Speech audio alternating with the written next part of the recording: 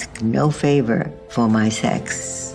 All I ask of our brethren is that they take their feet off our necks.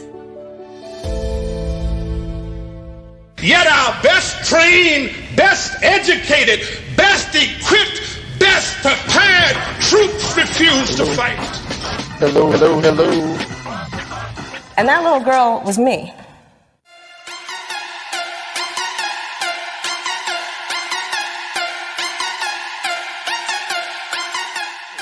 You know, this my little thing. Okay, so my deal is, what's wrong with him asking for custody? The thing that I feel that if you should ask for custody is if the child is in danger and she's not fit to be a mother, right? And you have direct proof to verify that. Do not use a child as a pawn. What the impacts of slavery, of what racism, what capitalism has done to Black people. So for him to have this opportunity to really give a moment to say, you are correct, we must figure out a way to understand Black people today. Instead, he laughed at him and made it a novelty and said, you really drank the Kool-Aid. So Yeah. This is also about men trying to control the sexual desires and activities of their daughters because they want them to grow up to be a certain kind of woman. They want them to be domestic, they want them to be docile, they want them to be subservient, and they want them to be submissive, right? And so that is not, when you get a woman, that a wild woman rising, you don't know what to do with her because she is not living out your narrative and you're not able to control her. Well, let's be clear. I always tell people we have to be real mindful of the Hispanic culture because Hispanics come from different places. Two demographics of Hispanics that vote Republican. Pretty sure the Hispanic coalition in Florida that he's meeting with is predominantly Cuban and Venezuelan because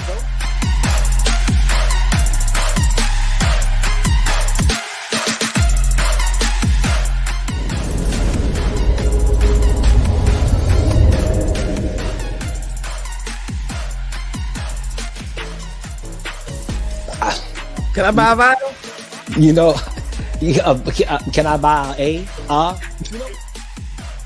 So well versed and so phenomenal, whether you work on a register or you're in the C-suite, you have a skill set that's so needed that someone is willing to rent your time. They are leasing your time. Figure out your promise first, not your product. What is your promise? And so when we're talking about facing challenges of people at high risk and targeted groups and minority population, it's trauma. So you got to think about what this person brings to the table. We're not always going to get it right. One thing that we as society don't want to appreciate anymore is apologizing. I apologize. I'm sorry. And so those words, I'm sorry, are so powerful. And so individuals don't expect everybody to get it right. But when you apologize and you're really listening to try to be better, then you do that. Thankfully, when it's all said and done, the police is going to protect the state. And that is why the slaughter of Black bodies and Black people at the hands of the police is such an epidemic because they are trained and they commit to a training of policing. So my book is about my struggle, but how I overcame it. And to let Black women know, and just women of all colors. And I'm not going to just say that it's just for Black women, but Black women, we need this. It's okay to say, I'm not okay. It's okay to go get help. If you can't have a child, that means your vagina is no better or no worse than the next person. Okay?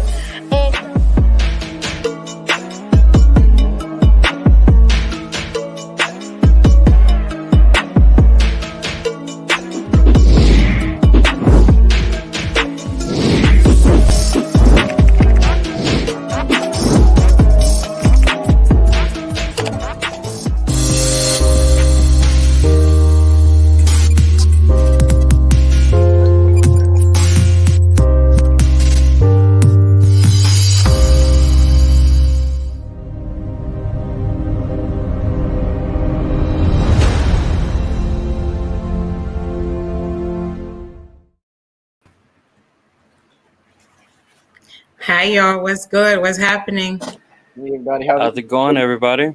Hopefully, everybody had an opportunity to watch the debate. We hope so. Well, first off, just want to take a quick Before moment we to get welcome started, everybody to the please- show. All right. All right, so I'm gonna just take this part. So, welcome to the show. I just wanted to give a happy this is birthday our to Aurelia. post-presidential debate after show, and a very happy birthday to one of our co-hosts, the Identity Professor. Hey y'all, thank you very much. I'm glad to be alive. Thanks, honeys. I appreciate it. All right, well, welcome to the show. Just a quick, just to tell y'all what this show is about. This is our post-presidential debate after show where the Truth to Power co-host and I will be talking about what happened during this debate. We're excited that you joined us. We're wanting to hear from you in the comments. What did you think about the debate? Were you able to watch it? If not, tell us what you want us to talk about in terms of about their performance. So we'll be posting your comments live on the show. And if you want to reach out to us to see if you can get on the show, just send us a message and we can give you maybe 30 seconds to give your piece and we'll see how this works. So I'm going to let the co-host take it away. What did y'all think? Come on, Wendell. Give us a good old synopsis. Give us a good old reading. Well, I would rather because I'm normally pushback king, so I would rather go last because I don't want to mess up the energy. I think we should start with the birthday girl. Yes, let's do that. Okay, so I think that I think Trump pandered to his base. I think that he had a goal. I think that whomever trained him or prepared him for this debate, I think that they did extremely well. I think that he stayed and stuck to his script. And I'm not saying those things like, I agreed with him. I'm just saying that he had a goal and I think he executed it. I don't think that Biden, I don't know if Biden, I think Biden had some moments. Biden had some moments where he felt like he was on the ropes and then he was able to really speak passionately and directly to his audience. I don't think that he had enough of those moments. What do you think, Dean? Oh man. The debate went as I expected. Trump was going to come out and be can I say asshole? Mm-hmm. Be the asshole that he was, and talk over Joe Biden. I knew that was going to happen because that's the only way Trump knows how to do things. He did it in 2016 with Hillary Clinton. The only difference is that this time he didn't walk over towards Joe Biden. I think maybe it was COVID, or this time he had a man on the other side, so he kind of knew that if you come over here, you may get a good right to your jaw. But he did. He did what we expected him to do, talked over the moderator. No more Chris as the moderator. I nominate Samuel L. Jackson as the next moderator because I feel like there will be order in the next debate. And I'm just trying to, it'll be a whole bunch of MFs in the debate. Is Samuel? Yeah, but to be quite frank, like I said, I felt like the debate was just as we expected. Trump was going to talk. Joe Biden was going to come with facts. Most people was going to kind of probably side with and say that Trump did a lot, but in all actuality, he just did a bunch of rambling like he always does. Like the fact that Joe Biden kept it presidential, tried to keep it presidential throughout the whole debate, even when our president wasn't being presidential. Well, the man occupying the White House, because I don't call him a president. As you can see from the whole debate, he just doesn't know how to control himself, and he's a liar. I wish somebody could correct him with all of the lies that he was telling throughout the debate. Mm-hmm. Dr. G. Well, I think I agree with Aurelia. There was some moments where Biden really tried to put his to have a moment, but I think some of the issues that I had is the fact that he was on the rope so often, and it felt as if he kind of shut down while Trump was barraging him with lefts and rights. Whether or not they were missing with facts, the fact is that he was able to create those clips, and those are just going to be used for memes or whatnot to kind of show how Trump had him on the defense. But those were the moments where he wasn't playing that much defense. Now, in defense to Chris Wallace, I will say that he did try. And even though Trump was talking over him several times, he at least said, hey, I am the moderator in this case, and I'm going to ask the questions. And he tried. I mean, there's only so much you can do before you're pretty much, yelling at him as his mama, but mind you have to be mindful, you're talking to the president of the United States. So that's something that have to be taken into consideration. I think when it comes to facts, I think Biden had a higher level of credibility, but one of the issues I had was the fact that he was left on the defense rather than being on offense. And I think that was Trump's goal the entire time. That was his strategy, to be a bully and to try to throw Biden off so he can have one of those gaffe moments. But when he told that man to shut up, I was rolling. I was like, stand up. We know Biden it can be rough, and I think some of us just wanted to see a little bit more of that. But I understand for those who said, they were looking for the more presidential look. Yeah, I think I agree. I agree with Dean. I agree with y'all on the humorous side, but as far as debate versus interpretation, in debate, you do something that's called flowing and you write down facts. In interpretation, you go off of entertainment. This was a debate, not an interpretation. So I think that is very unfair when you give Chris Wallace the pass of saying that it was because of how Trump was so wild and had no temperament, but you didn't give Biden the exact same, because the reality is, when Chris Wallace was jumping in, it was to stop him from doing it to Joe Biden. But I do also think that we have to remember that there are 3 debates. The first debate is the formal debate. So there is no walking away from your podium, right? There is no walking away from your podium. It is completely structured. And Trump did not follow any structure. The second debate is where they become more relaxed. Normally they sit down, or they will have like a stool or things of that nature where they can move around more. And then the final debate is back to structure, because there are only 3 debates. So this debate was supposed to have been about structure. Ergo, the reason Chris Wallace yelled out, your people agreed to 2 minutes. Give him the 2 minutes, right? But away from that, I do want, before we go into the little things, I want to make sure that, well, for me, Trump was doing his tweets, right? Trump was just tweeting out all night long. He was tweeting out.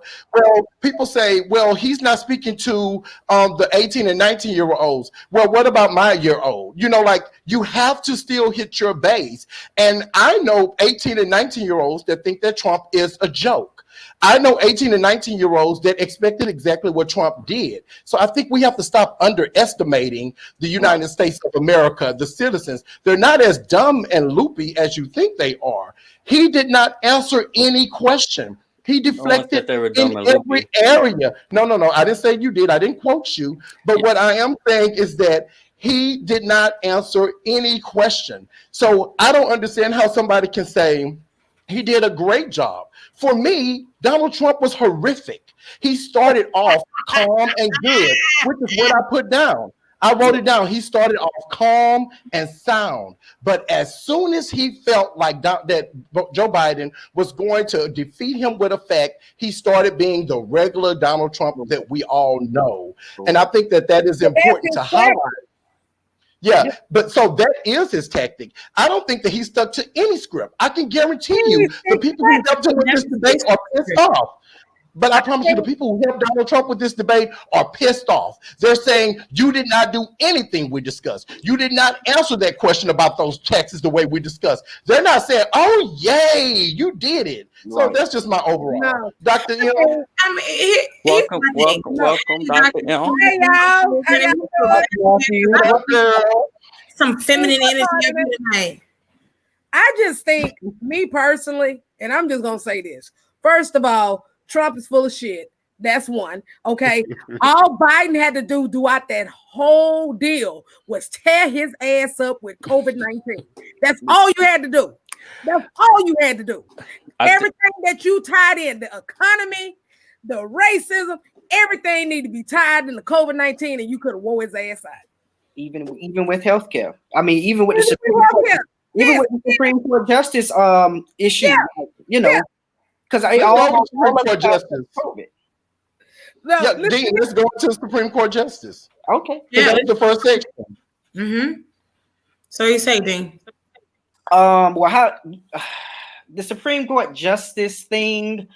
I felt like Trump was doing his normal tweet. Like when he said elections have consequences, they have the right to choose her. When he said that, that should have been an eye-opener for many Americans. Many Americans. And even just those two lines alone, I wrote them down and I was like, oh, it hit me in the chest because I was like, he is correct. Like he has the right to choose. It's in the Constitution. He simply said, I'm not a president for 3 years. I'm the president for 4. And I'm like, that's true. You can't deny him that. But what Joe Biden should have kind of came back and reminded him of was, remember, this is what the Republican Party, your Senate Majority Leader, started. They started this thing when they didn't allow Merrick Garland to even be seen in the Senate. He didn't even get a Senate hearing. So yes, right now people are upset because you are getting to pick a third Supreme Court justice, and you're picking a woman that, you know, people have already said she's not a feminist. She already has this mindset that, you know, women are, she's a stepful wife. Right. What the man says goes. So basically, if a man says something, she can be puppetized. Correct. And I feel like she's going to be a puppet throughout her tenure as a justice. Like she's not going to make the decisions for herself. I feel like she's going to go over, lean over, ask the man, how are we voting today? She's not going to have her own mindset. And I hate to say that, but I feel like she's one of those women that will be like that, because many Republican women vote like that, though. They listen to their husbands, and from there, they make their decisions. I feel like it's going to be the same. I'm not going to go there. I don't know about that. That's not going to have her own mindset. I think she very much has her own political stance and orientation. I think agree. that because of the timing of her nomination, right, that she will feel beholden, because he even talked about voting at the very end when they're talking about the legitimacy of ballots and counting and making sure that who is president is actually president and they're going to be a legitimate president. I think that is going to be how he's going to hold. She's still going to be a damn puppet, and that's just what that is. I'm just saying, in my opinion, she's going to be a puppet. That's what she's going to do. I feel like I don't feel that she's going to do good. I would say this, maybe if he loses the election, and you know, but I feel like when it comes to the issues that he's going to bring up, I feel like her and those other two justices that he chose, they already have a mindset that if this is how President Trump wants us to go, this is the way that we're going to swing. He's just trying to set himself up. So I think we have to be fair to her actual record, though, and I think because if you look at it, that we're being fair to, right. Yeah, but that's what I'm saying. That like she's a highly respected justice. You know, from her law school from Notre Dame, she's highly respected. She's known as a legal scholar, and so I don't think it's fair to just make her seem as if she's just going to bow down to what men say. Well, she said it. But she said it. She said in 2017, she wrote an op-ed where she said that she feels that any justice that is Catholic should always remove themselves from cases that are dealing with their Catholicism. Because what does that have to do with her bowing down to the men of this has a lot? Well, this has a lot to do with it, because you cannot remove yourself when you are a Supreme Court justice. You cannot recuse yourself. That's not regarding the question I asked, though. But if you let me finish, I'm going to get to it. Okay, you cannot recuse yourself. And then she wrote an op-ed where she defended Scalia and she pretty much went against Roe versus Wade. That is the case that they're going to be seeing in November. Trump lied and said they're not going to see it, but they are dealing with a Louisiana case that speaks directly to Roe versus Wade, and she wrote a whole op-ed saying how she feels it should be turned around. She also wrote in her own writing in New York Times, she talked about how she felt like Roberts made a mistake when he voted in favor of the Obamacare Affordable Health Act. Now she is going to be in a position where she is going to be the person. But what I will say is I think that Joe Biden played it correctly, because all Trump did was talk about how he has the right to do it, which is true. So Biden didn't fight him on it because he understands the Constitution. But what he did do was he pulled out all of the issues with her writings that suggest that she may not be the best, but he still said, I think that she is a great woman. And he also said that she is educated, highly educated. She's a part of the academy. You know, okay, well, with all those examples that you provided, not one time did you have her quoting a man, and as a result, upholding that thought as a man. Dean's point was that she's just going to kowtow to what the man thought and ask what other justices are saying. Well, here's the thing: we're not debating. Here's the thing: we're not debating. But I want to make sure that you understand. Excuse me. I was originally back to what Roe versus Wade is. But I want you to understand why Dean said what he said. Because Donald Trump, if you do know politics, which I do believe you know, you're not going to pick someone that's not going to support what you say in a moment like this. You're going to pick someone that you have been in deep discussions with, and you have told them, this is what I'm going to. We know that this is an unethical man. We're talking about her being a puppet. And when I said she's a stepful wife, and I meant it.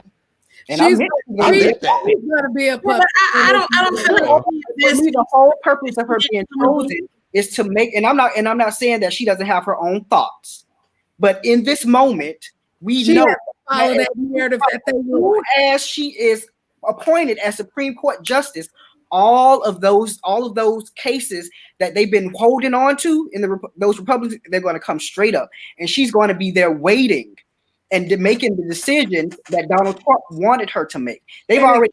I don't think it's the decision that Trump wanted to make. It's the decision she would have made, regardless. That's my only argument. I'm just arguing against the puppet argument that you presented. Wait, y'all are all talking at the same time. She's gonna be the one that's gonna bail it behind out. Yeah, I don't know about to go to jail. He's setting up his stuff. Find me tweets where she supports Trump, and then I'll buy that argument. But you won't find a tweet where a judge. You won't find a tweet where that's what I'm saying. But we're making her have implicit bias and believing him, but we don't have any proof to show that she supports him. Well, the reality is you're acting as though we don't know the law and the rule of thumb with law. A judge will not tweet out who they are in favor of because they cannot do it. That doesn't mean they're not in favor. Of course, I was being facetious about her tweeting. But I'm saying, like, show where she has supported Trump himself, to give him a bypass on all the issues that they had, that he committed. The whole thing with Justice Roberts was she wrote an op-ed defending Donald Trump and what he said about Roberts when he voted to keep the Affordable Health Act. And she referenced Trump directly in it. Okay, so here's the secret. I think that we're getting off of. I think this is becoming worse than Biden and Trump, to be honest. Well, not really, because if she's a we are uncut. So here's my thing. So we don't got to hold back. What people have to realize is the importance of this position. This is going to be the youngest woman that is going to be placed on the bench. She is 40. That means she got 40 years at least. Because white women do live a while. They live them. Well, she's not 40 though. She's over 40, but yeah. So if she lives to be Ruth, age 87, we don't know. She may live to be 90. We don't know. The thing is she is going to have a lifetime appointment, and that is the thing that we need to be talking about. Like, we have to understand the consequences of that. Yes, he's stacking the deck. But there's nothing to talk about with that because it can't be stopped. So there's that's why I understood why Joe Biden wasn't trying to fight on it, because it can't be stopped. So why even talk about it? Because it can't be stopped. We're talking about in the debate. That's why we're talking. I said I understood why Joe Biden did not argue about it, because it's something that cannot be stopped. Yeah, I agree. Yeah, I mean, he said elections have consequences. It's completely legal. They have the right, and they have the right to choose her. So I'm like, at this point, like, I'm glad Joe Biden didn't go in and try. Even though Wallace tried to pull stuff out about, about what the Democrats were saying they were going to do. She's 48. I cannot say what's going to happen in the future. All I can do is say if she gets appointed, well deserved and well played. Right. Yeah, well, and I appreciate how he said that she was a fine woman. Yeah, but you know, but I understood. I love how he didn't attack her. Well, yeah, I agree. But see, because he already has the mindset to the fact where, you know what, we may have lost the battle, but my focus is on winning the war. Right. Yeah. And that's what I love. That's what I loved with that portion of the debate for the Supreme Court, is that he really didn't drag it out. He really didn't argue with Donald Trump on it, because Donald Trump did all of that, and Joe Biden simply stated Constitution. He simply stated facts, and he was just like, "I'm done with it." Next topic, but I do want to do one fact check on that, though, guys. I do want to do one fact check. Joe Biden said that there was nearly 100 million Americans with underlying health issues, and Donald Trump said that is a lie, is under 50%. The reality is there is 89 million Americans with underlying health issues when they were talking about Affordable Health Act. So I just want to do that. But let's pivot to health care. So let's start with Dr. GL. Because I want to start with you since you're the pharmacist. Let the pharmacist talk to us. Well, I'm gonna take a different approach to it, and I'm gonna kind of talk about the Obama administration real quick, because there's always this argument that the Obama administration didn't do anything, and my target is on the word anything for Black people. Well, as we've seen throughout this pandemic, African Americans and people of minority minorities backgrounds, they have been most impacted by this pandemic, mainly because they hold those essential jobs, as they've been called, as well as they already have poor health. Statistically, they have they have the highest prevalence of high blood pressure, diabetes, cholesterol, and so forth. So my point is, when Obama tried to come out with this healthcare to try to extend insurance ability and availability for this minority sector, that itself is working to help the African Americans and also people of other minorities. And so when so my point of talking about that is because it's important that the securities that the Affordable Care Act and Patient Protection Act, what it does is it helps to ensure those who do not have those pre-existing conditions to have some type of protection. Now, as what's his name, Wallace, he mentioned that the executive order that Trump put out was practically symbolic. It didn't have any congressional backing, so it could easily be undone. It's important to protect the ACA until there's a more comprehensive package that could fix the issues of the ACA. Yes, there's some issues where insurance premiums were getting too high and expensive, but for the long run, minorities need some type of option, at least some protection, so they can get insurance when they have those pre-existing conditions. And so I agree with Biden that it needs to be worked on. I haven't worked with policy to give specifics in those terms, but it is something that's important to protect. And until something is better out there and proposed and passed by Congress, it needs to stay. And I'm gonna be honest, there's nothing that the Republicans are going to throw at us that's going to be better than Obamacare. He keeps saying that they have something, but there's nothing, because if it was something, they would have put it out. They would have put it out. This is an election season. This is when you start putting that stuff out. This is what's on the line. If you give us another 4 years with the Senate and executive branch, this is what you'll get. This is better. This will be better than Obamacare. And also, I'm not sure. Maybe I may be wrong. Maybe I maybe have forgotten. But the issue with Obamacare, with the high premiums, was something that the Republicans wanted. Well, there was something there that kept premiums down. The Republicans fought to get that out. So when Obama compromised, that's what people forget. Obama compromised with the Affordable Care Act to make sure that it got passed, and Republicans still didn't vote. No Republicans still voted for it, even after he took that portion out. That portion that would have kept premiums down. And so now we're talking about, Obamacare pushed premiums up, but it was something that y'all put into the bill because Obama worked with y'all. And that's the difference between Obama and Trump. And that's the difference between them and Trump. They try to work with the other side to get things passed. And it's just need to stop. Yeah. Very good point, Dean. Stop it. Very good point. They need to stop working with them. But my biggest takeaway on the healthcare was, number one, all Trump talked about was attacking Obamacare. And all I wanted somebody to do is remind him that Obama was president, not Joe Biden. Exactly. At that time.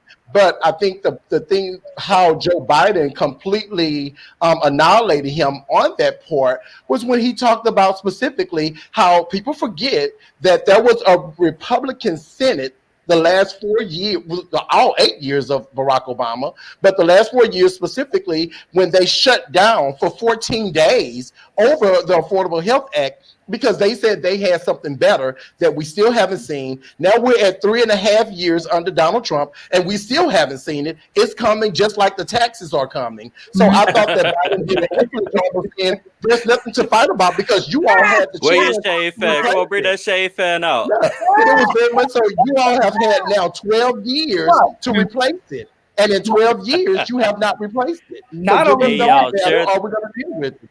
Share this hashtag. Where my shade fan at? Share this video. Let it get out. What? They had 2 years of a Republican Congress and Senate and executive branch. So if they really had something, they would have pushed it through at that time. They tried to get rid of the Affordable Care Act, and they knew it would demolish them in the midterms. That's why they backed away from it. And if you listen to a lot of the Republican congressmen and senators that's running for re-election, they're not even touching Obamacare right now. Because right now we're in a pandemic pandemic. People are dying and to repeal the Affordable Care Act means that you're going to take away those people that have pre-existing conditions. And what people and you're leaving them with nothing. Right. Can we talk about the judgment of Republicans? I'm gonna hit on one thing. Okay. Because what people don't realize is that COVID can be considered a pre-existing condition. All those people that got tested for COVID and got tested positive, if they get rid of the Affordable Care Act, that means that pre-existing condition you have is going to stop you from getting insurance, or your insurance and stop you from getting something. To be clear, if it wasn't a pandemic, they still would be. They would have done it now if it wasn't a pandemic. That's what some of the Trump supporters need to be looking at. The ones where they was over there, Donald Trump, and you run around here missing teeth. So you think your butt gonna put yourself together?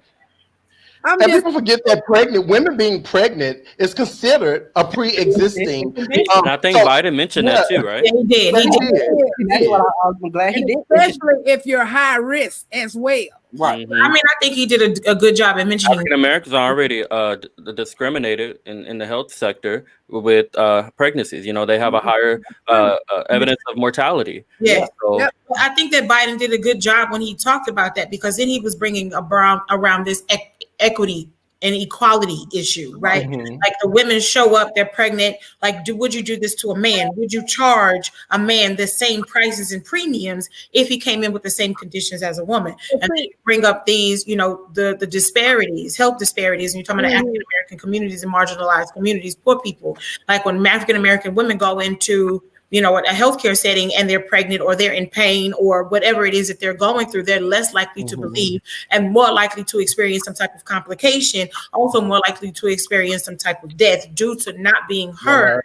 You know what I mean? Or not even having access to the proper health care and the proper health coverage. And so I think that Biden actually did a really good job at that. And I think that he showed his passion about COVID when he was speaking. Like, I think that was probably one of the most poignant points in the debate for him at all, is because he was talking about, and he started looking directly into, the camera or the eyes of the American people when he started talking about the consequences of this. Not only is this a health crisis, this is an economic crisis. This is a social justice crisis. Like, all of these things are happening to you at one time. And he brought, he slightly, did an intersectional approach to it when he said, if you are poor or if you're of color or if you are a female, then these things are going to hit you simultaneously because you're dealing with all of these things at the same time. So kudos to the Biden camp for that. Yeah. I think that speaks directly to Dean. I was just saying. I was just saying that I think that it speaks directly to Dean, what he was saying as far as Trump was bringing a lot of banter, but he brought no substance. All he did was he memorized all his tweets and he just came out and said them. But if you look at point for point, Biden was the only one that was actually debating. Right. The other one was just having an argument in the hood. Yeah. I think that when he tweeted, when he tweeted the lamestream media, I already knew what it was going to be, right? Because now that's the new hashtag. Like, if first it was fake news, now it's the lamestream media. He knew exactly. Wait a minute. But see, my whole deal is that now, as far as with Biden, I think Biden should have had a little bit. He should have kept that same energy throughout this whole debate, because he kind of lost his passion in certain uncharted water areas. All he had to do was keep pivoting to COVID, and he would have wore it out. Yeah. Well, I think that will kind of show his limitations a little bit. Yeah, I think if he would have just talked about COVID all night, it would have looked like he was afraid to deal with the other areas directly. What I'm saying is, if whatever that he talked about, he still would need to tie it into it. But he did. He tied COVID into every area, just like Donald Trump tied Hunter into every area. Like, he didn't get it oof that I really was looking for, because normally he petty. And I thought it was hard. I would think it's hard. I would really think it's hard, because I know when I was a debater, and when I teach debate, you have everybody have their own aesthetic when they debate. Mm-hmm. So you have some people that have very calm approaches that make sure that they make it to the paper, meaning they flow. You're going to flow everything I say. But then you have some people that are more entertaining, that deal with just entertaining you and persuading you with my gestures. I think Trump was the entertainment debater, because entertainment debaters win also. They win also, but the calm approach wins also. I think that it was very difficult. I think it's easy to say it here, but when you're actually in a debate round and you have someone obnoxious, you always look at your judge and you get a feel for what your judge is feeling. If your judge is enjoying it, you go crazy. Well, I should have been the commentator for tonight, because I would have put Trump the moderator. I would have put him right up in that place. I said, shut it. Chris Wallace is an excellent journalist. Presidential debate. They needed a sister in there tonight for Trump. They needed a sister. Well, I don't agree with that either. I think that they should turn the damn mic off and turn it on when it was time for him to talk. Like, that's it. The other thing, I never looked at a presidential debate like a debate. Like, that's not what I was trained to do. It's not. It's political theater is what it is. Like, people are not. They're not bringing it in. I'm not a trained debater, but I would have wore that ass out tonight. But this is what I'm saying. Like, they don't bring in contingencies, right? They're not looking at arguments that are falling. They're not looking at those things. What they're trying to do is pander and talk to and persuade a particular audience. That's all it is. I'm talking to these people that are in my base. And for me, if I'm looking at Biden, right? And I said this earlier, if I'm looking at Biden and I'm listening to him, and he has some really, really solid moments. But if I'm looking at him and we're in an economic crisis, and we're in a racial crisis, and we are in a pandemic, a health crisis, we got all of these things going on at the same time. The way in which he was responding to Trump did not signify in any type of way for me that this is a man that I can trust with my safety.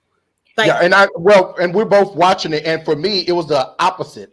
I thought Donald Trump was a loose cannon. He was not someone that I would trust with anything. I thought that he was someone that is loopy, and I think that he is someone that promotes anger and violence. Yeah, and that's what I got right. Well, let me ask but I did want to say, wait, hold on. Me saying that Biden didn't make me safe is not the same as me saying that Trump made me safe.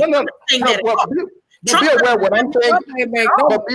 But be aware what I'm saying isn't based off what you said. What I'm saying is literally based off how I felt with my interpretation of what I saw. So it wasn't to rebut what you said. It was just me saying what I got from the two of them. I got from Donald Trump, loose cannon. I don't trust you. You refuse to say systemic racism. I have a problem with that as a Black and gay man. So there were so many issues that I had with it.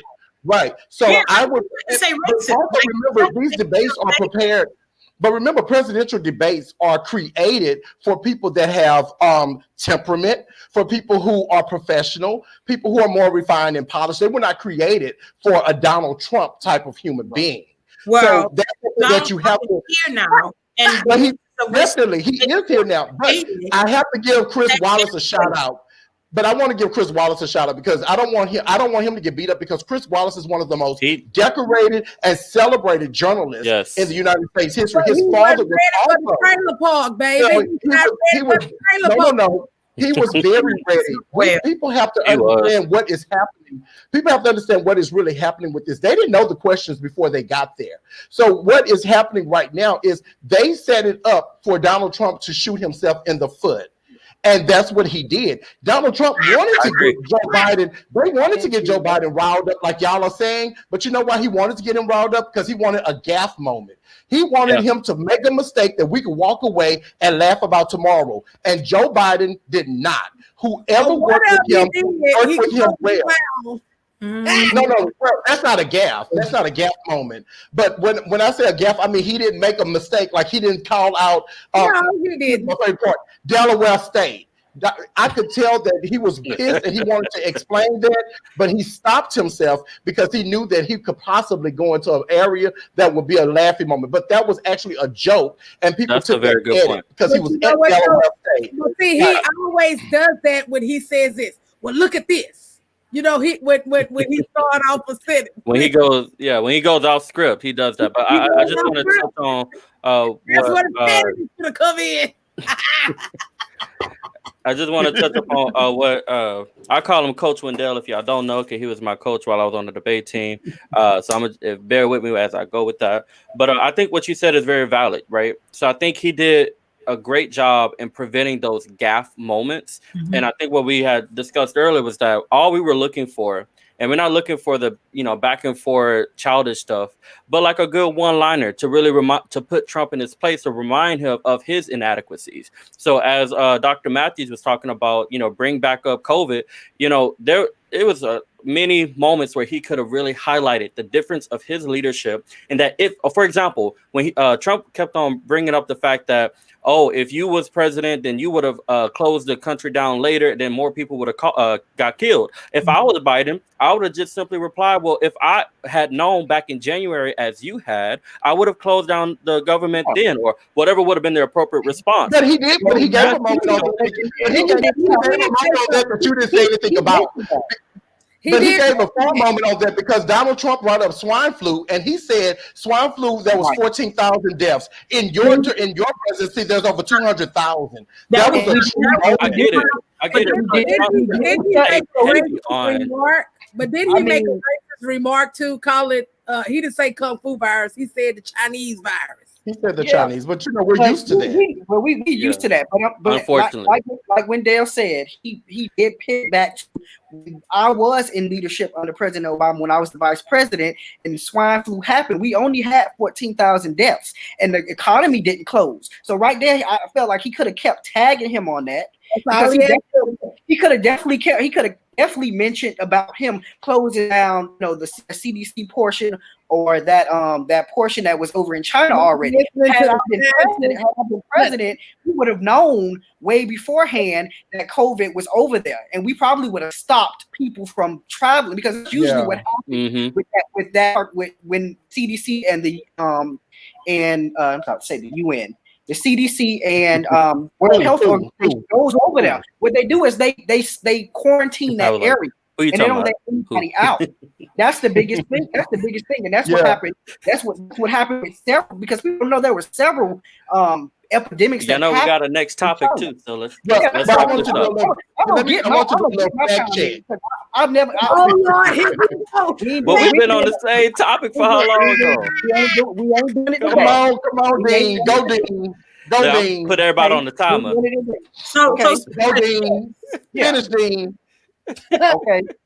So basically, that's what I'm saying. Usually, when under President Obama and under a president who actually understood science, even Bush understood science. Well, had people around him that understood science.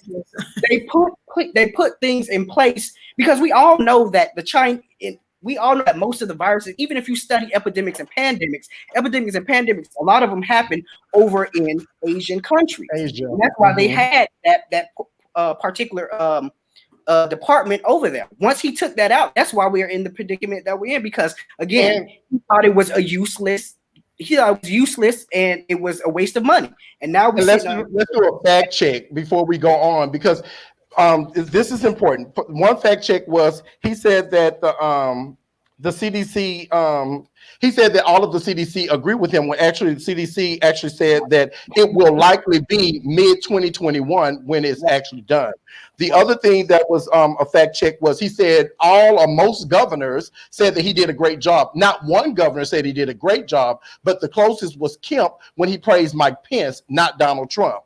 And then I also want to point out that Joe Biden, when Donald Trump tried to get him, and he said, well, what would you have done? And he gave him a whole plan of what he would have done. He said, I would not have removed the people from Wuhan, number one.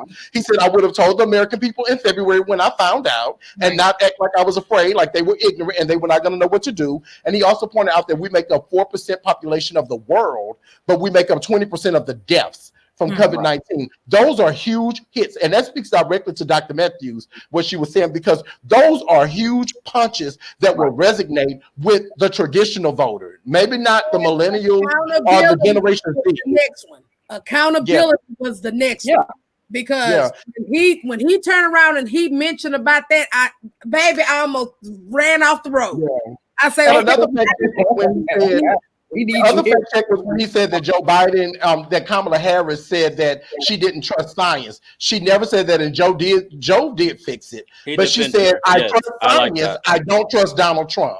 And that was very clear. So let's move to economy. So I want to start with Dr. Aurelia because she is doctor real soon. So yeah, let's talk about. So I think that you know, again, Trump didn't have a plan.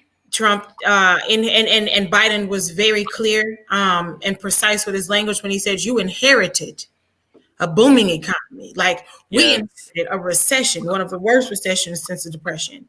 And you know, we remember when the housing market and all of that and the bottom fell out of everything. And so then they also said when Biden went back and said, you know, and with the Obama administration in the last 3 years of the administration, we made 1.5 million jobs more than you've done in your entire administration. Like you've lost those jobs. So I think that Biden was very clear and very concise in that language. And I think he could have took it a step further, of course, when he needed to harp on. I don't think that he harped on enough when he talked about the Republicans actually having a plan to come out of COVID.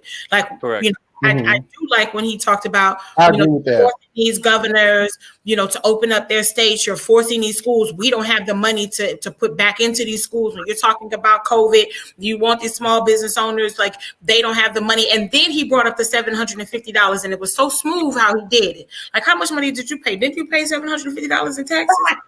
That was a Barack Obama moment. I was like, okay, Biden, you know, Barack Obama was smooth. Dr. GL. Good. Well, Dr. G. I agree, and I think Chris Wallace. I give him his props because he tried to be fair on both sides. Because when he was talking about when Biden said that we have like the worst economy now, Wallace said, would you still have said the same thing before COVID happened? Would you acknowledge that the economy was doing very well before COVID happened? And so, you know, just a quick prop to the moderator, because he did put Biden in a position to where he had to state, you know, those issues. But I think, and also when Biden was asked the question on would it hurt the economy to now start this plan that you tried to do with regards to, I think, the new homes, the cars, and so forth. And what I did like about Biden is that, you know, he had to play smart because they tried to put him in a box as regards to the Green New Deal. And so they tried to muddy the waters in terms of the Green New Deal and the Biden plan. And what Biden did right was he said, no, I don't support the Green New Deal. Is it Green New Deal? A Green New Deal, but I do support the Biden plan for it. And I think that was smart, because he went back to the Biden plan, and that's what you're supposed to do. You know, because that's what they tried to put him in the same bag with socialists and everything. And when I say them, I'm talking about Trump and his supporters. Yeah, he was. Yeah.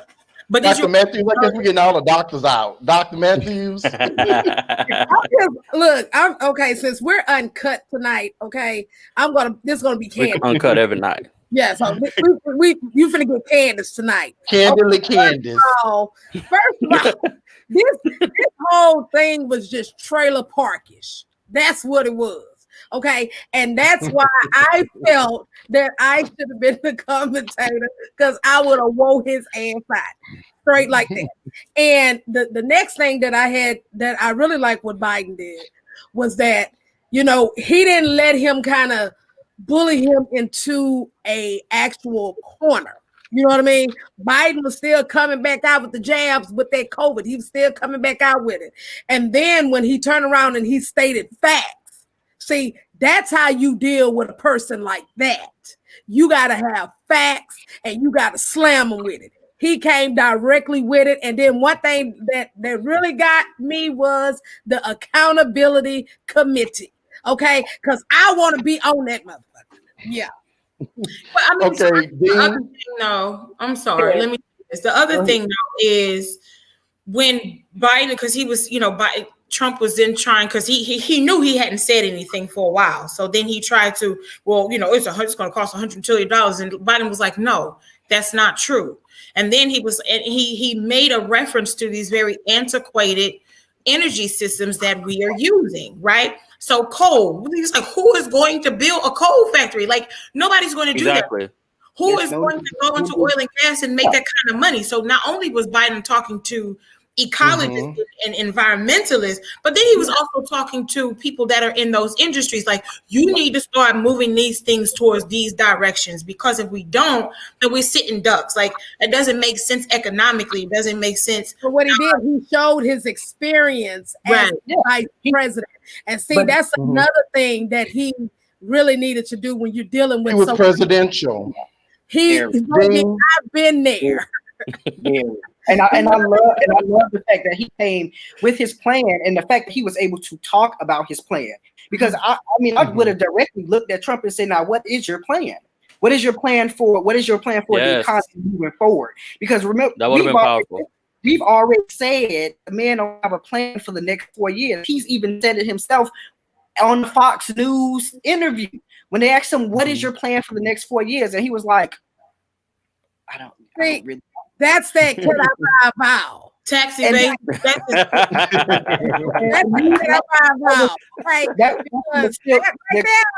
the economy.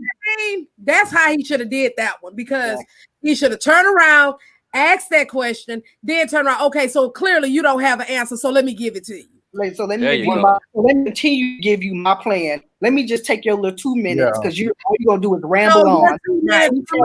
In my time, because you're right. What the Biden deal is, he should have pulled them.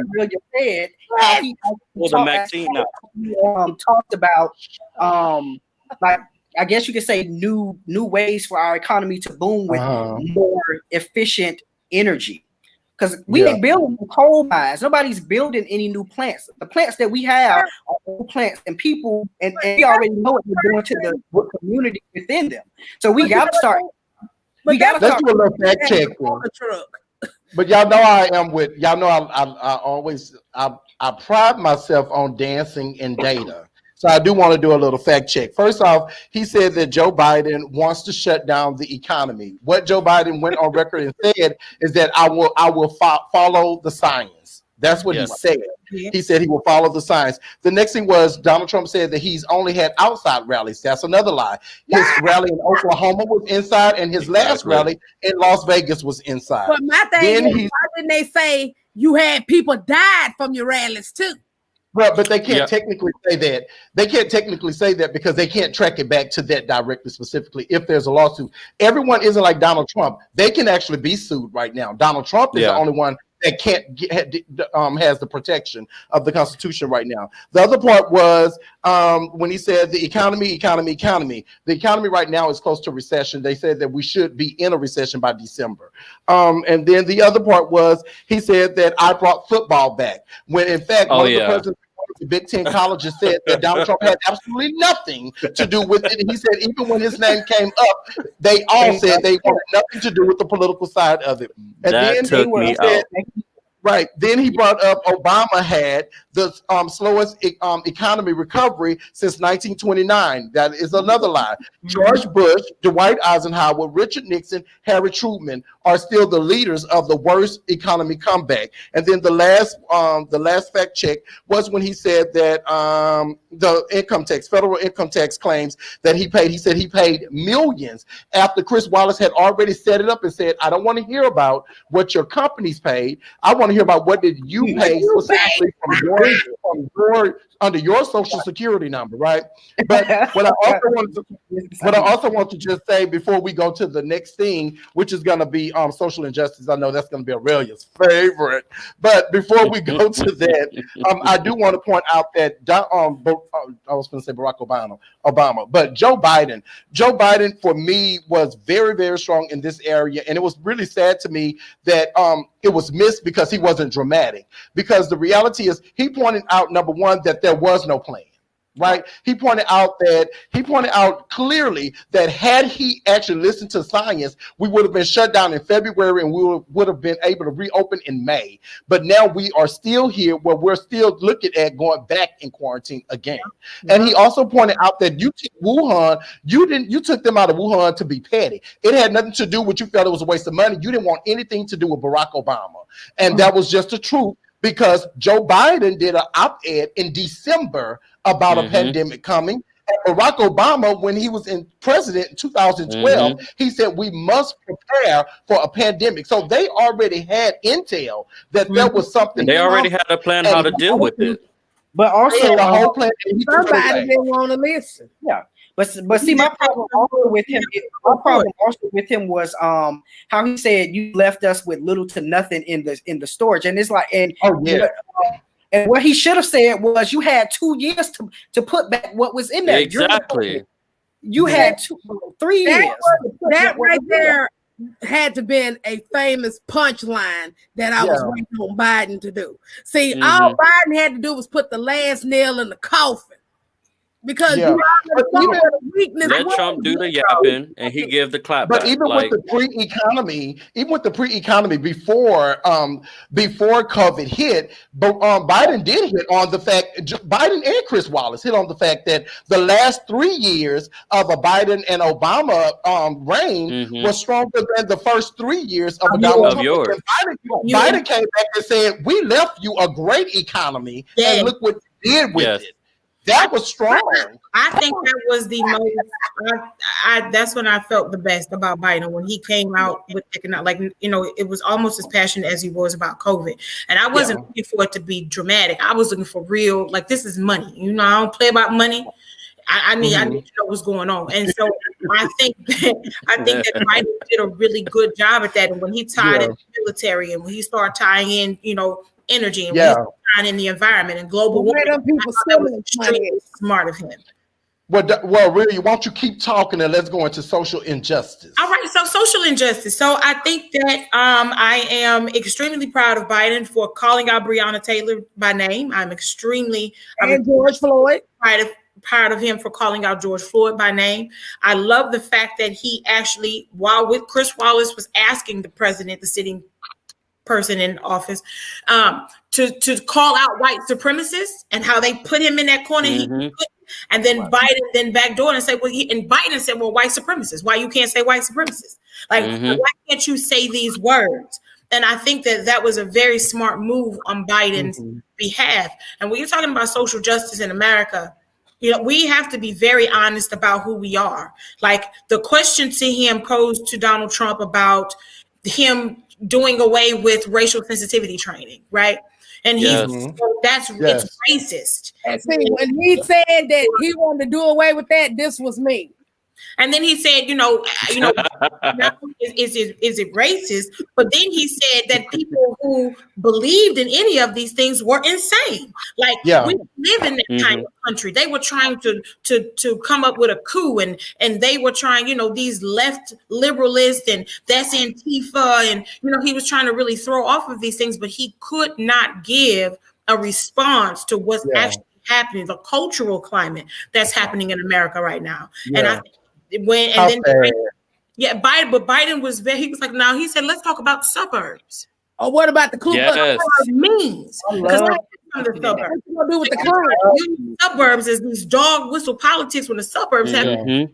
because you don't live in the suburbs, so you don't know that the people that are out there. I thought Democratic cities, another dog whistle. Yeah. That's fine. He said you wouldn't know what a suburb was if you took the Yes, wrong. he did. You have never been to the suburbs, so you would not know that the suburbs have changed since the 1970s. There's more. I loved how he said Americans. Since I don't want them on that bus. Right, Americans are not what you want them to be. There's people of different races, different cultures that get in the cars together to go to soccer practice, to the same school. I'm glad he kind of mentioned that this whole idea that the suburbs is predominantly white and black people or people of color are going to come and tear it down is not true, because for the last 20-25 years the suburbs have become more integrated and it's just as safe as it was. You said they are already integrated. Right. And here's my thing too, because now you're talking about safety, right? And so Trump was like, oh, Biden can't say law enforcement. And Biden was like, yeah, I do believe in law and order because people want to be safe. Americans want to be safe. Right. And people that live in the hood and people that live in more prominent or affluent neighborhoods, the people in the hood want to be just as safe as anybody else. So the fact that he actually talked about that myth without having to call it what it was, I thought that was genius. I thought the other thing that was extremely smart on Biden's behalf is when he started calling out systemic racism. When he started, and when he actually was like, well, I can't say law enforcement, right? And I can also say something about law enforcement and say that they're really good police officers out there. But then we have to do something about those that are not good. Correct. And I'm not with the violence. You know what I'm saying? I think for me, at one point, I did feel that Biden it hurt him a little bit to be like, white supremacy and this ideology in America is dying, dog. Mm-hmm. Like we ain't the majority that we thought we was pretending to be anymore. Then Trump turned around and try to throw him in that corner. So what police folk support you? Give me a name. Give me a name. You know what I mean? So it's kind of like what Biden did. I'm not going to get in the pig pen with you. You know what I'm saying? Let's just look at the issue at hand, which is what you going to do about them Klansmen.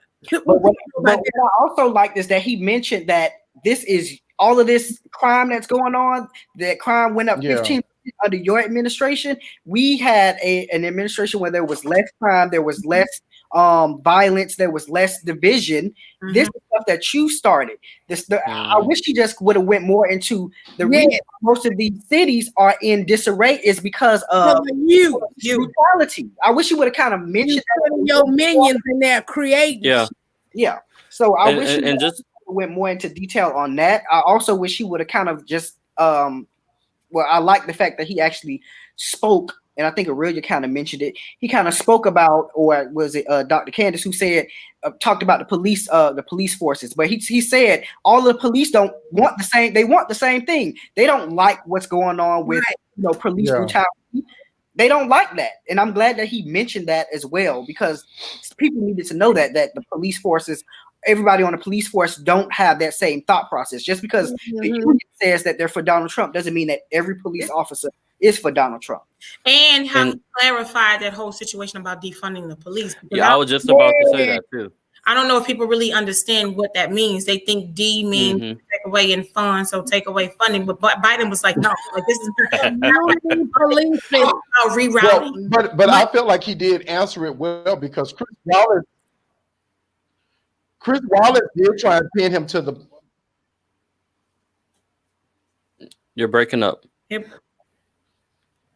Yeah, I think that Biden did a good job when he said, we need to be routing more money. Like, and when these police are going to these calls, and instead of them using use of force and having to bring the psychologists and stuff, you need to bring somebody with you that can de-escalate the situation without you even having to use force, without having to pull your gun. Like that's community policing. Now here's what I think about community policing. We have to be very careful when you start talking about community policing, because it depends on the interpretation of community policing. Community policing was designed that police in the areas would be able to police the areas that they know. Like, that's ideally what community policing is supposed to be, but that's not what's happened, right? And so when you start talking about broken windows theory and you start talking about social threat theory, community policing becomes a completely different thing. It's I'm putting a what do they call a storefront in the neighborhood, but you've done nothing else but put the storefront, which is symbolic, in the neighborhood. That's not community policing. Community policing means that the police are part of the community, and the community understand that they have access to the police, and they're working together to make sure. I think that's what Biden was meaning, is as far as what community policing was in that aspect. Well, I like that he also mentioned that Donald Trump them had taken so much money away from funding from police, and that's one of the reasons why they couldn't do community policing and all of these other programs, because they took money away. Contrary to popular belief and people thinking that the police got more funding under Trump, they really didn't. He took a lot of funding from them, even though they still they have a huge budget. But that was. I think that's why he wanted Biden. That's why he tried to back him in a corner and wanted Biden to say, "Now you name somebody, right? Like, oh, you name a police union, you name somebody that you'll be holding to." I think that's why he tried to put him. He tried it, but if I could jump in real quick, I just wanted to say, and I agree with a lot of points that many of you have already made, but something I wanted to talk about was the fact that I don't think this really shows how out of touch Trump is when they were talking about the social injustice, and they were saying, Wallace was saying, can you call these organizations terrorist organizations? And he was deflecting, and then at the end he was like, just give me a name, and I'll say it. I'm like, he's not taking in the significance of what these organizations really have, the fear and the harm that they have caused to our nation. And as a result, it really shows how out of touch he is. And so when people try to compare Biden to Trump, like, how can you say that Trump is more empathetic and can actually have some type of understanding as to what you're going through, when on a national stage, on national TV, he's not even giving it any type of a proper perspective. And then when we talk about suburbs, Biden did an excellent job of connecting with the American people, because he said, I grew up there. That shows that he has lived that life. He can understand, at one point he may have known how much a gallon of milk costs. That's the test question of a politician. Do you know how much a gallon of milk costs? And just to talk about the funding of the police, I think it was excellent that he said that yes, I do not support defunding the police, but I do believe that they need more assistance to help out with what they in order to do the things that they want. And I think it's a critical conversation that we need to have, and I think this will be my last point, is the fact that I do believe that a tag team approach where you have healthcare professionals along with police officers to address those situations that may cause that may need it. If you have someone who's having a psychotic break, I think it's a little bit maybe too much, whether they are trained or not, to have a police officer to do both, de-escalate, and then also provide safety, because they should be focused on one aspect. I think the fear may come is that if something was to turn sour and you have that health professional out there, how would the police be able to provide optimal protection for that individual? But nonetheless, I think people operate best when they have one task, and it's best if they have the health professional on the side to assist if they can. If they can't, pull them out and then proceed with with however the police needs to address it. But Joe Biden, but Joe Biden should have said that's where that sensibility training come in, because it's not just about black and white. It's also about people that have mental health issues. So you pulling that training stops them from having that training on. And we've already seen how they treat people with mental health issues, how they just go out there and shoot people. So he should have kind of tied that into that. Like with you getting rid of sensibility training, you just didn't stop social injustice when it comes to people that are black and brown. You also stop with mental health issues from having that same sensibility training, because police, the training that they have is already not the most productive. Yes, it's mediocre. Right. So, But I do want to point out that that Joe Biden actually did say that he feels that they should have a psychologist on staff going out to these. He did. actually That's what I was saying. Yeah, he That's said what I it was saying. specifically. Yeah. But I also want to point out that, because I know, just a little fact check, Donald Trump said that the Come on, vets fact checker. favor him. He said that the vets favor him nearly 100%. Actually, he was at 85% until March. He is now at 39%. And that was from actually Military Times. And Military Times is a magazine that is the equivalent of Time magazine for all military services. They dropped it to 39% as of August 31st, 2020. So that was the first thing. And the second thing that he was fact checked on was, he said no president has done more than he has done. Now, the fact check on that is he is 100% correct. No president has destroyed the United States economy as quick as Donald Trump has destroyed the United States economy. Biden say when he's the worst president America ever had. He's the worst president could ever have. But I agree with all of you, though. I thought that it was very iconic of Joe Biden, and a lot of people don't understand what Joe Biden has been doing, because history will tell it, but we're not telling it now because he's not getting that attention that he needs. But he's been taking stands that is unusual for the United States government. He 100% said, I'm not in favor of defunding the police, when it's a democratic thing to defund the police. So he went against that far left that we like to say that he listens And to. he said, I am the Democratic Party. Right. And that wasn't remember the that? first time but it wasn't the first time that he said that. And he also said he talked about white supremacy. He talked about systemic racism as a real thing. He did call out the names of these girls, and of Breonna Taylor and George Floyd. So he has done things outside of him saying, I'm going to put a black woman on the Supreme Court. I'm going to have a woman as my vice president, and then picking a black woman as his vice president. So I think that those things are iconic, but history will tell a better story of it than we're telling today. Because I don't think that we appreciate it today, because history will show us that he really is cracking the glass ceiling really, really big right now. And I think that's a very important point that you made. I think this is what I'm going to say about Biden, and I have to be very careful of this, especially because my dissertation is all about policing, right? So he has to be sure, because he talked about this task force, like we're going to put together this team and we're going to work together and do all of these things. And here's the thing. The Obama administration had a task force with policing in the 21st century in 2015. And they have these model policies that are there that should have been or could have been instituted across states and across cities, right? And those things have not been implemented, right? So we don't need another task force. Like, we understand that this is the task force reform time to jump on this bandwagon because the police are shooting and killing people at alarming rates, or we're seeing them more at alarming rates now because we have access to these recording devices. Right. We don't need another task force. What we need is an actual implementation of some type of federal national system that can track these police, that keep them from going from municipality to municipality, from sheriff's office to sheriff's office, and that can actually like pull their jacket and say, no, and you had these many complaints, so we can't hire you. Like, that is the kind of action that we need to be seeing right now. But isn't that one of the proposals that Kamala Harris had? But you see, that's it is because we have that. But you have to know that a task force is needed. Unfortunately, task force are needed because that's your focus group.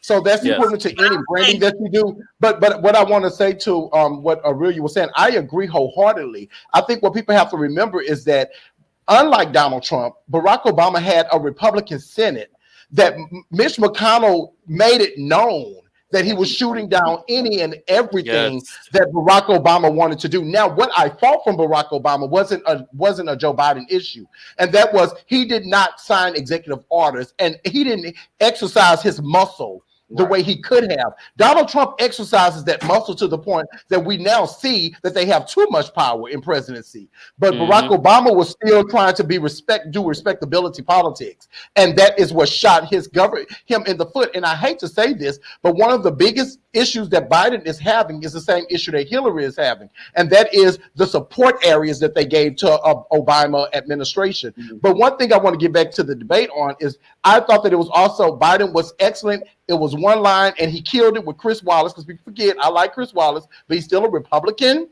and he still works for Fox News, and he has to listen to them. But when he tried to put Joe Biden on the spot and say, have you called mayors and governors of Democratic cities and states? And he said, I'm not a public.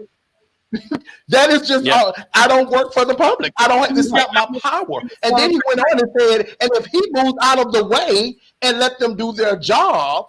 So I thought that was iconic. But this is the last part. The last part is climate change. They can go fast. I think that's why they had it at the end. Joe Biden did a really good job. I think that he, when he started talking about, trees blow up, support and us putting out these trees, he started bringing up information about fracking. Now he didn't say we were going to stop fracking. He said we were going to the trees and then pulling back. He did. Right. He did. And then when he started talking about, the importance of the rainforest and how you talking about Trump said, "Oh, we planted 1 billion trees. It's called a 1 billion trees project." And Biden was like, "Why don't you take that money and put it in the forest, in rainforest that sucks up the carbon and all? Yes. You know what I mean? Like, why don't you do that?" But then, he did. Trump said that trees are exploding and. Hell from there. He said you could drop a cigarette and the whole forest catch on fire. But what Trump did not acknowledge was the fact that a lot of these wildfires are happening on federal land. Yes. Yes. Exactly. And what money are wasn't you? it? He's What money are you refusing giving to help.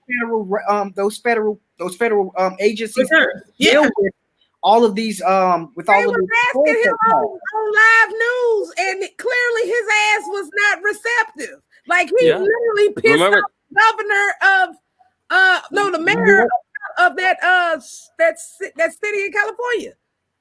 Yeah, remember we played that on our show where he was in that community group. But but that's the thing. Like, it's like, it's Paris burning, America burning, right? Because literally America is on fire right now. There's a portion of American land that is on fire. Yeah, we did. That is, that is completely symbolic of Trump's administration. But Donald Trump is global warming. Like, it's America is burning, and it's because of you. And we ain't talking about like we from Gonorrhea clap. Which we could. But the problem with Donald Trump is, like, I think when Dad was going to say he thinks global warming has everything to do with. But Donald Trump treats global warming the same way he treats systemic racism. He refuses to acknowledge it. Yes. And that's dangerous. That's very dangerous. When you're looking at, how the sea levels are rising, when you're looking at the glaciers are breaking off or melting, when you're looking at, the intensity of hurricanes and the number of hurricanes that there has never been in my 39 years of life where we ran through, to my knowledge, a list of hurricane names, and you got to start over with a new name. We're in the Greek alphabet right now, so I don't know where we are. I think we were in Gamma or Delta or something like that. The next one will be Gamma. Okay.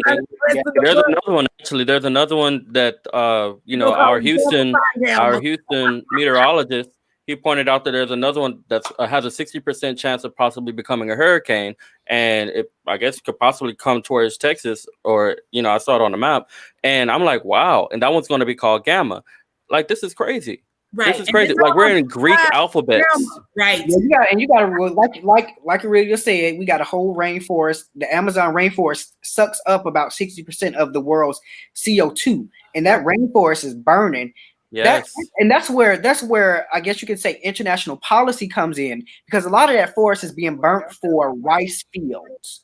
So that's when you, as a president, should be stepping in. Hey, this is going to affect everybody, because right now the tropics are unstable. So you keep burning the forest, but you're not planting anything there, or you're not putting anything. Exactly. You're doing too much. So I want to throw a conspiracy theory out. I think that's their goal to begin with. They want all them trees to burn down so they can plant. They can get rid of the securities they have, because they have to block off and call it a national forest or whatever. But they're trying to develop that land for businesses so Trump could build another tower and put his name on it. That's my thought. And we all gonna die. Like, how is that? That's I think what's most confusing to me. Who they should have had as the moderator? We need fresh water. Let me guess, you fresh air. And L. Jackson. Oh, listen, I think that actually be a good idea. Him or Dave Chappelle. Samuel L. Jackson. Either one of them, it'll work. I think that the climate argument is extremely important. I think that people need to start looking into alternative energy sources. If you can get the grant program to get solar panels on your homes, you need to start doing that, because 2035 is going to be here extremely quick.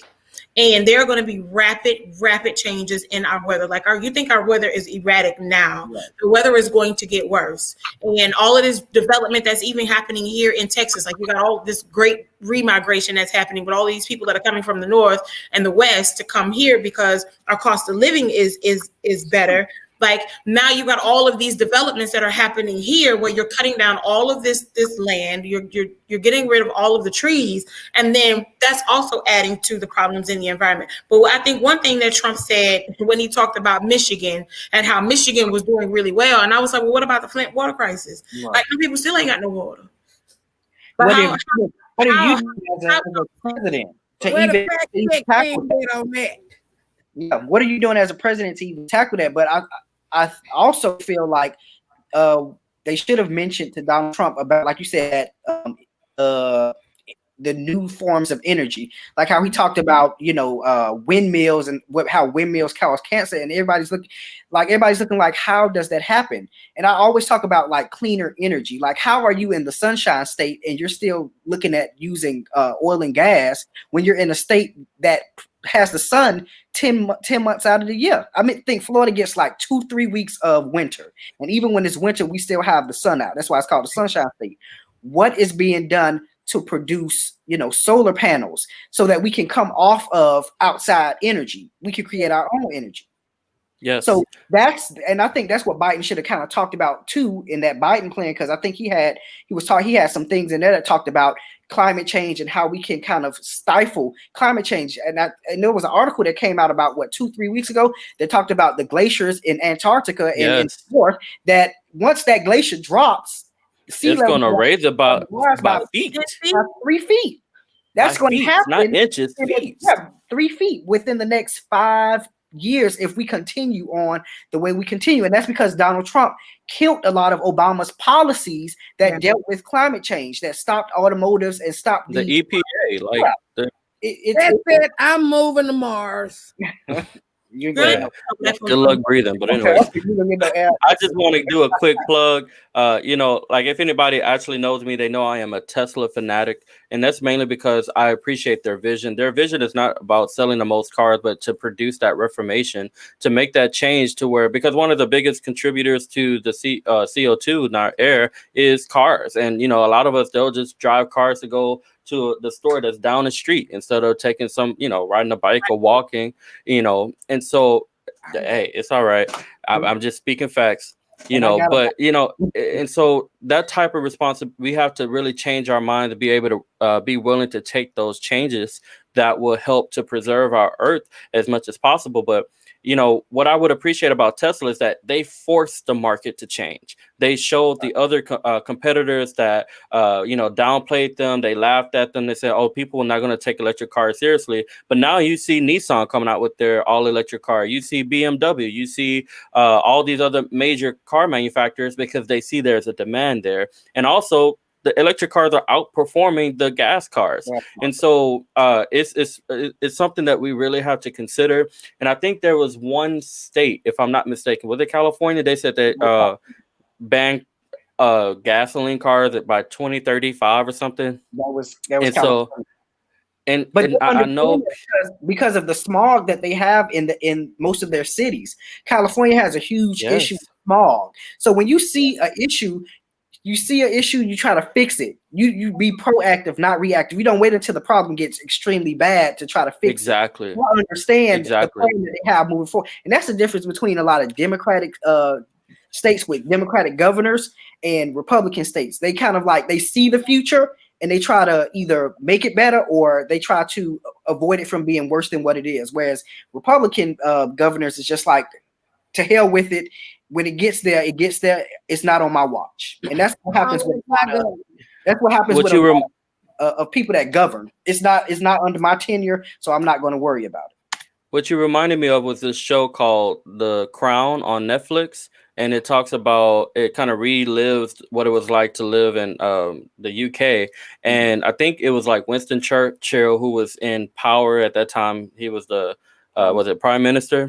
And there was a warning for this huge smog to come over the entire region. And what had happened was there was like the scientists trying to get a message out saying, hey, we have to stop production. We have to cease it to at least prevent the smog from happening. But what happened was that never happened. And as a result, everybody was coughing. Everybody was getting some type of health issue because they weren't proactive. And so Americans have to get outside of this immediate gratification desire. They have to get outside of themselves and think about the totality of our nation. If we want this nation to stand, we have to sacrifice. We have to make ourselves uncomfortable so that we can live longer.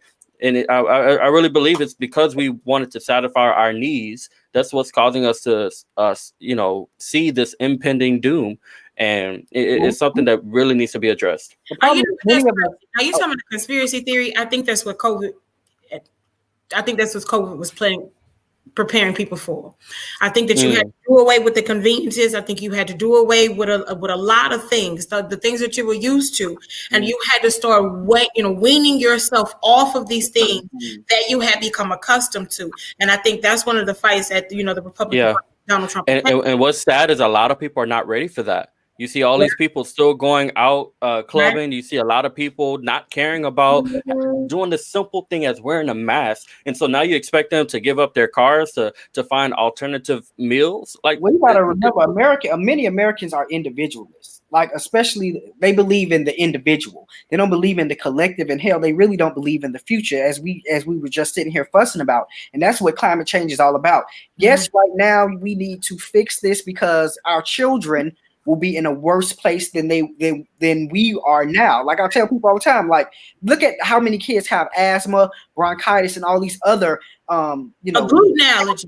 That was not when I was a child. Because I'm like, when I grew up, I didn't remember a lot of people having asthma, and like I met my first close friend who had like type 2 diabetes, and we always like, what the hell is that? So, and now I'm a teacher. I work in the school, and I see these kids have stents in their head. They have bronchitis that can technically kill them if they have an attack, and they have other health issues, heart murmurs. They have exercise-induced bronchitis. It's like all of this it stems from the climate and what's happening. How much stuff is being pumped into the air. The air is not clean. And a lot of the times in our communities, it's bad because a lot of our communities sit near a factory, sit near an airport, and all that CO2. Exactly. All that CO2 and all of that bad stuff in the soil and in the air is what affects most of these women when they're pregnant and their children come out with these issues. Yeah.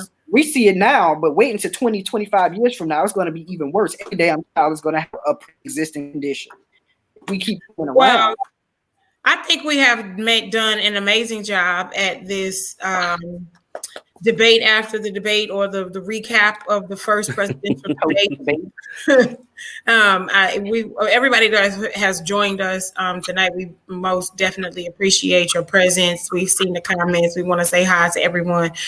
We just kind of got wrapped up in, making points and our points and looking at points and whatever. And so, we want you to like this video. We want you to share it. We want you to comment below. We want you to tune in with us, every Tuesday and Thursday night. We want you to, look at hot topics. We want you to support Dr. Candace Matthews. We want you to support Wendell King. And we most definitely want you to support Dr. Good Luck here in GL Digital Productions, our fabulous co-host Dean Snell, and even myself, and all of the things that we got going on in Houston. Because not only do we have these podcasts, but then we have our own individual projects that we just are trying to make the world a better place. In particular, we're trying to make Houston a better place. So we just want to say thank you for joining us tonight. I just want to give a special shout out to our resident fact checker, our very own Daniel Dale Wendell King. He came through tonight with the fact checks. You know, we appreciate his input. And I just want to speak to our audience real quick. You know, we get inspired by engaging with you. And so I think there's a vice president debate coming up. So if you want to see us talk about what they went after during that debate, then let us know by sharing this video, typing in the comments, tell us that you want to see it. That will let us know if we gotta come on. You know, you can see it's late at night, but we're here for you. So if you want it, we'll make ourselves available. So tell us what you think. I think today was a great show. Our co-hosts were wonderful. You can tell they was engaged with this debate. Hopefully you learned something from this. That's the whole purpose of the show, is to learn. And so we're looking forward to hearing from y'all. Go vote. Also, yes. Happy birthday to Aurelia again. Happy birthday. Hey, make sure you go out and vote. Early vote, mail-in vote, go vote in person on election day. Go vote, because this, as you guys can see from what we just saw, you know, a change. I believe in my heart. I really believe in my heart that a change is gonna come. Yeah, but thank you all. I believe in my heart. You guys share, subscribe. Yeah. And may the shade be with you. Yeah, let me put the banner up so people can know where they can find us. Give me a quick second. So we have a lot of different platforms. So you can follow us on our platforms on Instagram at Truth to Power T2P. We have our Twitter at Truth to Power Pod 1, and we have our YouTube channel. All you have to do is type in Truth to Power Uncut, and then you will see our podcast. We're looking forward to see your subscription. Let us know, engage with us, help us out. You know, we really want to get our platform out there. We believe in education. And with that, I will close the show. Good night. Any final words? May the shade be with you. Good night. All right. Y'all have a blessed night. See ya. See ya. I ask no favor for my sex. All I ask of our brethren is that they take their feet off our necks. Yet our best trained, best educated, best equipped, best prepared troops refuse to fight. And that little girl was me.